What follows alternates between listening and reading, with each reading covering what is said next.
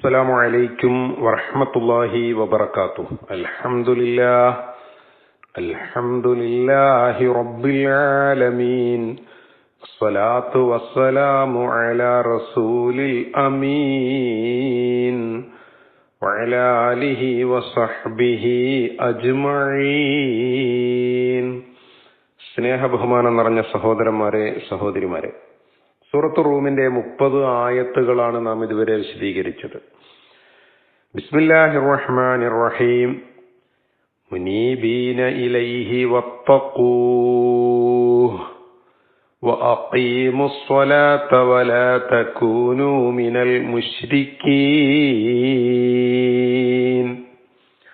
മിനല്ലദീന ഫറഖൂ ദീനഹും വകാനൂ ശിയഅ കുല്ലു ഹിസ്ബിൻ ബിമാ ലദൈഹിം ഫരിഹൂൻ.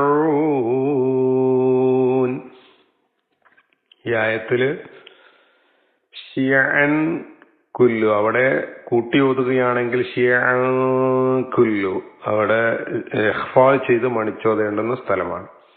ഹിസ്ബിൻ ബി, ഹിസ്ബിൻ എന്ന തൻവീന് ശേഷം ബാ വരുമ്പോൾ യഖ്ലാബാണ്, അവിടെ മീമാക്കി മറിച്ച് മണിക്കണം. ഹിസ്ബിൻ ബിമാ വഇദാ മസ്സന്നാസ ളുർറുൻ ദഅഉ റബ്ബഹും. ളുർറുൻ തൻവീന് ശേഷം ദാല് വരുമ്പോ ഇഖ്ഫാ ചെയ്ത് മണിച്ചോദണം. ദഅഉ റബ്ബഹും മുനീബീന ഇലൈഹി സുമ്മ ഇദാ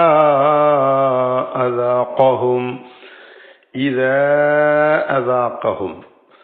മദ് മുൻഫസിലാണ്, നീട്ടി ഓതണം.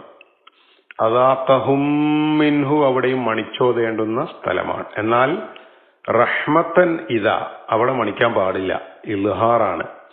റഹ്മത്തൻ ഇദാ ഫരീഖും മിൻഹും ബിറബ്ബിഹിം യുശ്രികൂൻ. ഫരീഖും മിൻഹു അവിടെ ഇദ്ഗാമിൻ ബിഗുന്ന ശദ്ദ് ചെയ്ത് മണിച്ചോതേണ്ടുന്ന സ്ഥലമാണ്. ലിയക്ഫുറൂ ബിമാ ആതൈനാഹും ഫതമത്തഉ ഫസൗഫ തഅലമൂൻ. അം അൻസൽനാ അലൈഹിം സുൽത്താനൻ ഫഹുവ യതകല്ലം. സുൽത്താനൻ ഫ തൻവീന് ശേഷം ഫാ വരുമ്പോൾ ഇഖ്ഫാ ചെയ്ത് മണിച്ചോദണം. ഫഹുവ യതകല്ലമു ബിമാ കാനൂ ബിഹി യുശ്രികൂൻ. കഴിഞ്ഞ ആയത്തിൽ ഫഅഖിം വജ്ഹക ലിദ്ദീൻ ഹനീഫ, അല്ലാഹുവിന്റെ മതത്തിലേക്ക് യാതൊരു വക്രതയുമില്ലാതെ നേരെ ചൊവ്വേ കടന്നു വരാനും അള്ളാഹു മനുഷ്യനെ ഏതൊരു ഫിത്രത്തിലാണോ സൃഷ്ടിച്ചത് ആ സൃഷ്ടിപ്പിൽ ആ ഫിത്രത്തിൽ തന്നെ നിലകൊള്ളുവാനും മാറ്റം വരുത്തരുത് എന്നൊക്കെ പറഞ്ഞതിന് ശേഷം ആ തിരിച്ചുവരവ് എല്ലാ പാപങ്ങളിൽ നിന്നും തിന്മകളിൽ നിന്നും ബഹുദൈവത്വപരമായ വിശ്വാസങ്ങളിൽ നിന്നും കളങ്കങ്ങളിൽ നിന്നും അധർമ്മങ്ങളിൽ നിന്നുമെല്ലാം തിരിച്ചു വരുന്നത് ഏതവസ്ഥയിലായിരിക്കണം എന്നതാണ് തുടർന്നങ്ങോട്ട് വിശദീകരിക്കുന്നത്. മുനീബീന ഇലൈഹി, നിങ്ങൾ ആത്മാർത്ഥമായി ഭക്തിയോടെ അള്ളാഹുവിലേക്ക് തിരിച്ചു വരുന്നവരായിരിക്കണം. അനാബയുനീബു എന്ന് പറഞ്ഞാൽ മടങ്ങുക, പശ്ചാത്തപിച്ചു മടങ്ങുക, അതേപ്രകാരം തന്നെ തിരിയുക എന്നൊക്കെയാണ് അർത്ഥം. അള്ളാഹുവിലേക്ക് ആത്മാർത്ഥമായി ഭക്തിയോടെ തിരിഞ്ഞു വരുന്നവരായിരിക്കണം. മാത്രമല്ല വത്തഖൂഹു, അള്ളാഹുവിന് തഖ്വ ചെയ്യണം, സൂക്ഷിക്കണം. അള്ളാഹുവിന്റെ എല്ലാ വിധിവിലക്കുകളെയും പാലിക്കണം. അങ്ങനെ തഖ്വയോടുകൂടിയായിരിക്കണം നിങ്ങൾ നിലകൊള്ളേണ്ടത്.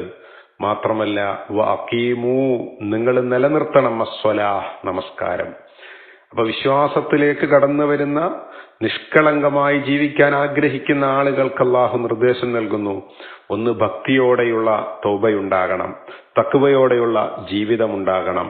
ആത്മാർത്ഥമായി അള്ളാഹുവിലേക്ക് മടങ്ങുന്നുവെന്ന് തെളിയിക്കുന്ന കർമ്മപരമായ നമസ്കാരത്തിന്റെ നിലനിൽപ്പ് അതെപ്പോഴും ജീവിതത്തിൽ ഉണ്ടാക്കി തീർക്കണം. ഇനി വലാ തക്കൂനു, ആദ്യം ക്രിയാത്മകമായ കുറെ കാര്യങ്ങൾ പറഞ്ഞതിന് ശേഷം വലാ തക്കൂനു, നിഷേധാത്മകമായ ഒരു സമീപനം നിങ്ങളിൽ ഉണ്ടാകണം. പാടില്ല, നിങ്ങളാവരുത്. എങ്ങനെയാവരുത്? മിനൽ മുശ്രിക്കീൻ, അള്ളാഹുവിൽ പങ്കു ചേർക്കുന്നവരിൽ നിങ്ങൾ ഉൾപ്പെടരുത്. അള്ളാഹുവിന്റെ ഒരു വിഷയത്തിലും നിങ്ങൾ പങ്കു ചേർക്കരുത്. അള്ളാഹു കാണുന്നത് പോലെ ലോകത്താരും കാണില്ല. അള്ളാഹു കേൾക്കുന്നത് പോലെ ലോകത്താരും കേൾക്കില്ല. അള്ളാഹു ഉത്തരം ചെയ്യുന്നത് പോലെ ലോകത്താർക്കും ദുആക്ക് ഉത്തരം ചെയ്യാൻ കഴിയില്ല. അങ്ങനെ അള്ളാഹുവിന്റെ ഒരു വിശേഷണത്തിലും മറ്റൊന്നിനെയും നിങ്ങൾ പങ്കു ചേർക്കാതിരിക്കുകയും വേണം എന്ന് അള്ളാഹു കൽപ്പിക്കുകയാണ്.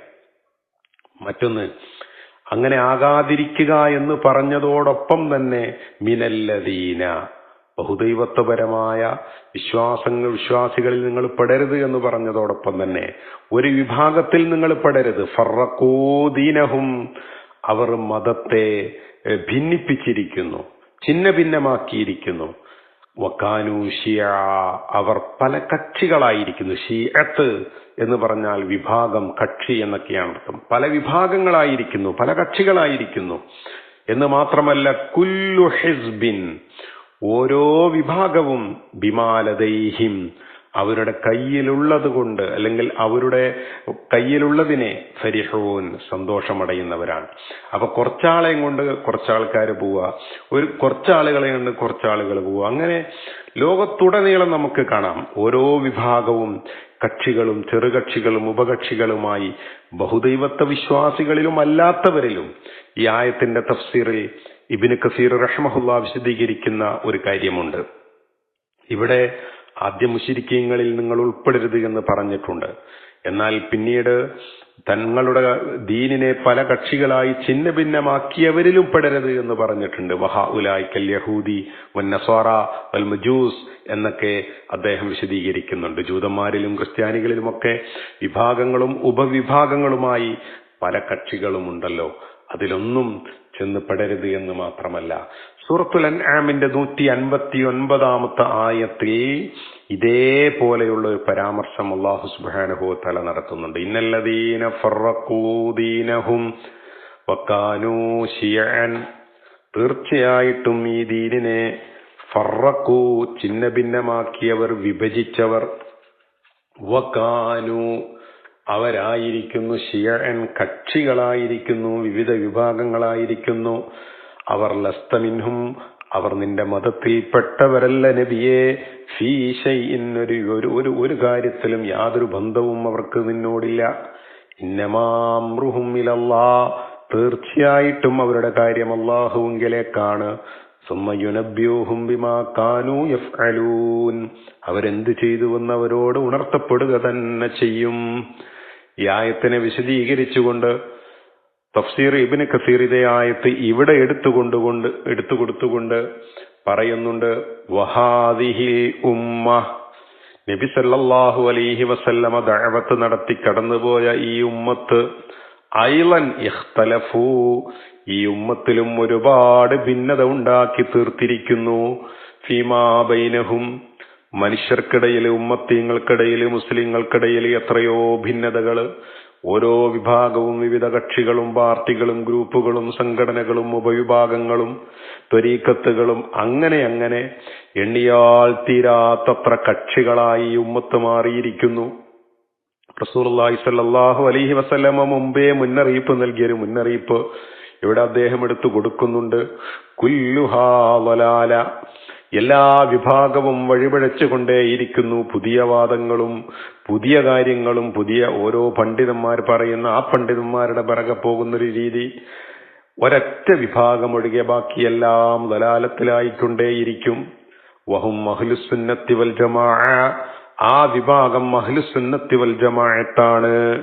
അൽ മുതമസ്സികൂന ബികിതാബില്ലാഹി വസുന്നത്തി റസൂലില്ലാഹ്, ഹബീബായ റസൂലുള്ളാഹി സ്വല്ലല്ലാഹു അലൈഹി വസല്ലമയുടെ സുന്നത്തിനെ മുറുകെ പിടിക്കുന്ന, പരിശുദ്ധ ഖുർആനിനെ മുറുകെ പിടിക്കുന്ന അഹ്ലുസുന്നത്തി വൽ ജമാഅത്തിന്റെ ആളുകൾ മാത്രമായിരിക്കും ശരിയായ രൂപത്തിൽ സഞ്ചരിക്കുന്ന ആളുകൾ.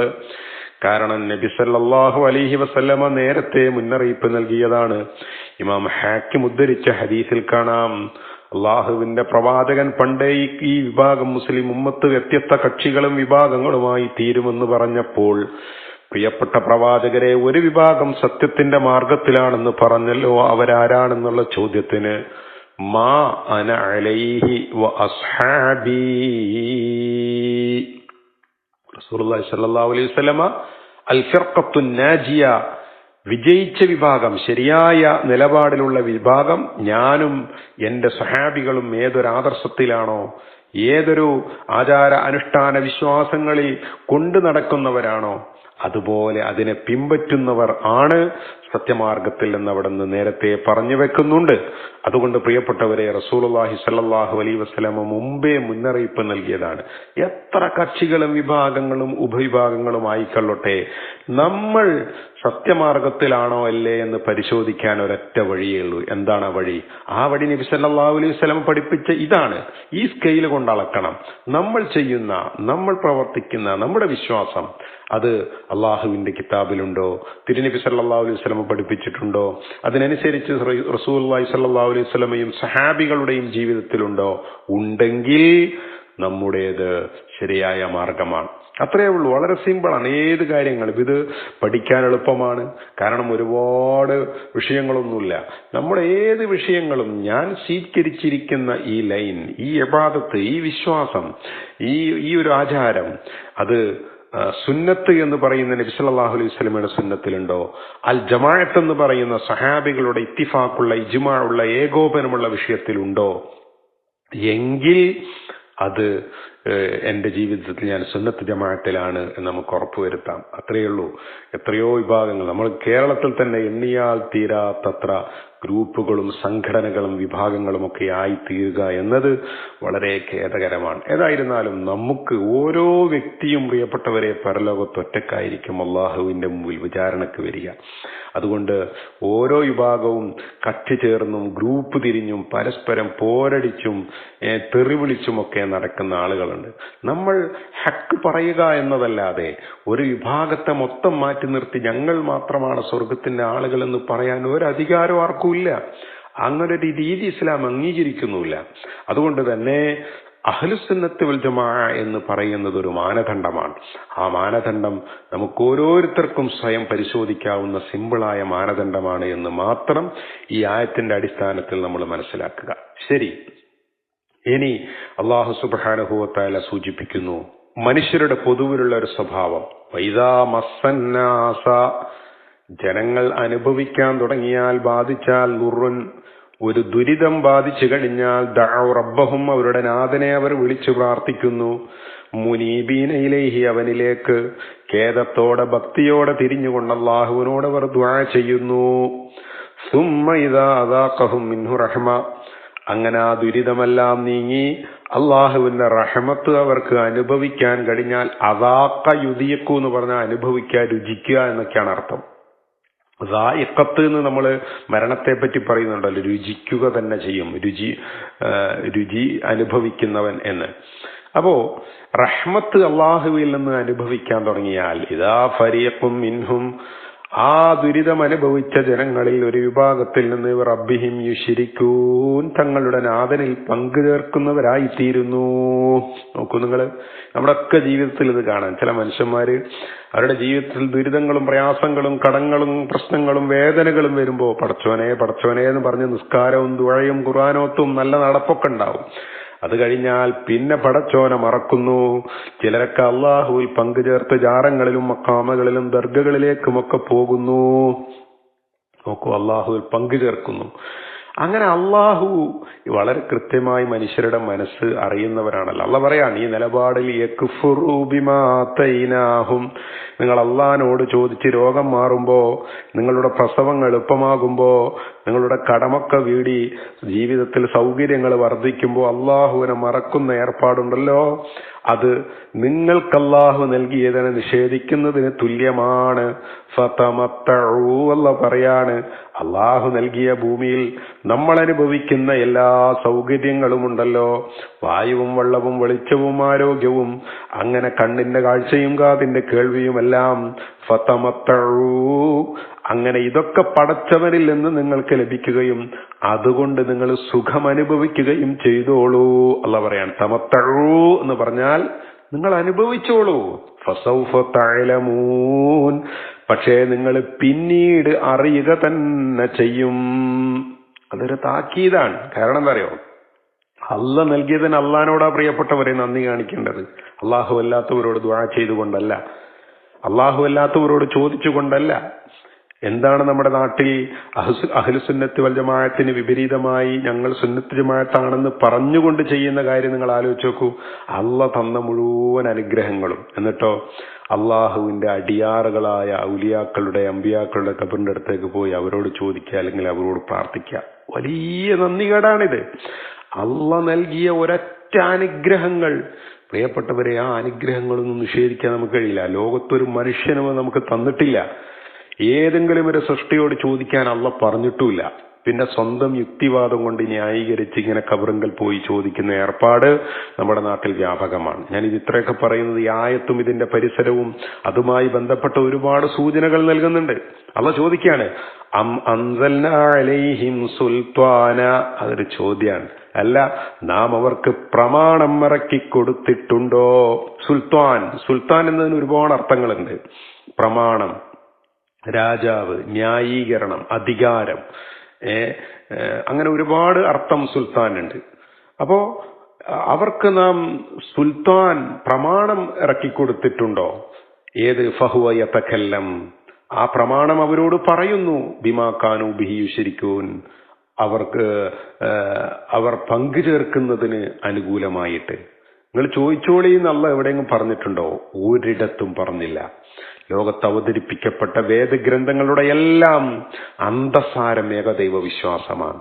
അള്ളാഹു അവതരിപ്പിച്ച എല്ലാ വേദങ്ങളുടെയും അന്തസാരം ഏകദൈവ വിശ്വാസമാണ്. അതിൽ പിന്നീട് മാറ്റം വരുത്തിയെന്ന് മാത്രം. ഖുർആൻ മുഴുവൻ തെരഞ്ഞാലും അള്ളാഹു അല്ലാത്ത ആരോടെങ്കിലും നമ്മുടെ വിഷമങ്ങളും സങ്കടങ്ങളും പറഞ്ഞ് കരയുവാനുള്ള ഒരു ന്യായീകരണവും പ്രിയപ്പെട്ടവരെ നമുക്ക് കിട്ടൂല. പിന്നെ നമ്മളോട് ആകെ പറഞ്ഞു തരുന്നത് ഇതിന്റെ ആനുകൂല്യം പറ്റുന്ന ഇടയാളന്മാരാക്കി അള്ളാഹുവിനോട് പ്രാർത്ഥിക്കുമ്പോൾ അതിന്റെ ആനുകൂല്യം കിട്ടുന്ന പുരോഹിതന്മാരാണ്, പണ്ഡിതന്മാരാണ്. അവര് ഖുർആനെ വളച്ചൊടിച്ചും സ്വന്തം ന്യായീകരണം പറഞ്ഞും നമ്മളെ ഒരു മുഖ്യമന്ത്രിയോട് നേർക്കുനേരെ ഒരു കാര്യവും ചോദിക്കൂലല്ലോ, ഇല്ല. അങ്ങനെയെങ്കിൽ അള്ളാഹുവിനോട് നേർക്കുനേരെ ചോദിക്കാൻ പറ്റൂല എന്ന് പറഞ്ഞ് യുക്തിവാദത്തെ ഇസ്ലാമായി അവതരിപ്പിക്കുക. ഖുർആൻ കൃത്യമായി നിങ്ങൾ അള്ളാഹുവിനോട് നേർക്കുനേരെ ചോദിക്കണം, പറയണം, ദുആ ചെയ്യണം. വേറെ ആരും നിങ്ങളുടെ ഇടയിൽ വേണ്ട എന്ന് പറയുമ്പോൾ അതിനൊക്കെ യുക്തിവാദം കടത്തിക്കൊണ്ടുവന്ന് ഇസ്ലാമിനെ വികലമാക്കുന്ന ആളുകളുണ്ട്. അവര് പറയുന്നു എന്നല്ലാതെ ഖുർആനിൽ ഒരു ആയത്തും അള്ളാഹു അല്ലാത്തവരോട് ചോദിക്കാനുള്ള ന്യായീകരണം കാണൂല. അത് അള്ളാന്റെ ചോദ്യമാണ്. അമൻസൽനാ അലൈഹിം സുൽത്താന, നാം അവർക്ക് വല്ല പ്രമാണവും ഇറക്കിയിട്ടുണ്ടോ? ഫഹുവ യതകല്ലമു ബിമാ കാനൂ ബിഹി യുശ്രികൂൻ, ആ പ്രമാണം അവരോട് പറയുന്നുവെന്ത്? അവർ പങ്കുചേർക്കുന്നതിന് അനുകൂലമായിട്ട് ഏതെങ്കിലും പ്രമാണം നാം അവർക്ക് ഇറക്കിക്കൊടുത്തിട്ടുണ്ടോ? ഇല്ല എന്നാണ് അതിന്റെ ഉത്തരം. അതുകൊണ്ട് പ്രിയപ്പെട്ടവരെ, അള്ളാഹു മാത്രമെന്ന ലാ ഇലാഹ ഇല്ലല്ലാഹ് മുറുകെ പിടിച്ചു മുന്നോട്ട് പോവുക, മറ്റുള്ളതിൽ നിന്നെല്ലാം വിട്ടുനിൽക്കുക. അപ്പോൾ അള്ളാഹുവിലേക്ക് മടങ്ങിക്കൊണ്ട് തഖ്വ ചെയ്തുകൊണ്ട് നമസ്കാരം നിലനിർത്തിക്കൊണ്ട് മതത്തെ ഭിന്നിപ്പിക്കുകയും കക്ഷികളായി വേർപിരിയുകയും ചെയ്തവരിൽ പെടാതെ, ബഹുദൈവ വിശ്വാസികളിൽ പെടാതെ നിങ്ങൾ അള്ളാഹുവിലേക്ക് മടങ്ങുക എന്ന് പറഞ്ഞു തുടങ്ങി. പിന്നീട് അള്ളാഹു പറഞ്ഞു, എന്തെങ്കിലും ദുരിതം വന്നാൽ ജനങ്ങളിൽ പലരും അള്ളാഹുവിനോട് തേടുന്നു. എന്നിട്ട് അവർക്ക് അനുഗ്രഹം അനുഭവിക്കാൻ കഴിഞ്ഞാൽ പിന്നീട് അവരിൽ പലരും അള്ളാഹുവിൽ പങ്കുചേർക്കുന്നു. അത് അള്ളാഹുവിനോടുള്ള കുഫറാണ്, നിഷേധമാണ്. നിങ്ങൾ അതൊക്കെ അനുഭവിച്ചോളൂ, ആസ്വദിച്ചോളൂ. പക്ഷെ നിങ്ങൾ പിന്നീട് വിവരമറിയും. അള്ളാഹു അങ്ങനെ ഒന്നും നിങ്ങൾക്ക് അള്ളാഹുവിൽ പങ്കുചേർക്കാനുള്ള ഒരു പ്രമാണവും ഇറക്കി തന്നിട്ടില്ല എന്ന് കൂടി പഠിപ്പിക്കുന്നു. അള്ളാഹു തൗഹീദ് ഉൾക്കൊള്ളുവാനും അതനുസരിച്ച് ജീവിക്കുവാനും അള്ളാഹു വിജയിക്കുന്ന കക്ഷികളിൽ ഉൾപ്പെടുവാനും നമ്മെ എവരെയും അനുഗ്രഹിക്കുമാറാകട്ടെ.